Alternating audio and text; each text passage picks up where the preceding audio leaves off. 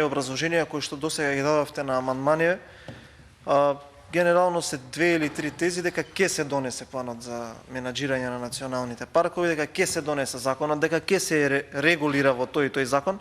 Но јас сметам дека е суштински сега да ги регулираме во самиот овој закон, заради тоа што, пак ќе кажам, ќе седиме во истата оваа просторија и ќе разговараме за одредени измени на законот, бидејќи дозволуваме, не инкорпорирајќи ги овие членови и овие амандмани во овој закон, да се случуваат работи кои што нема да ја застапат основната суштина на националниот парк, а ќе придонесат за тоа да се злоупотребува целото тоа подрачје и да се експлоатираат одредени, би кажал, суровини од националниот парк кои што ќе идат на штета на самиот национален парк. Така да имаме шанса да действуваме уште од сега, да ја прошириме малку дебатава, да ги видиме малку повеќе и посуштински аргументите на опозицијата, а да не ги одбиваме на прва. Благодарам.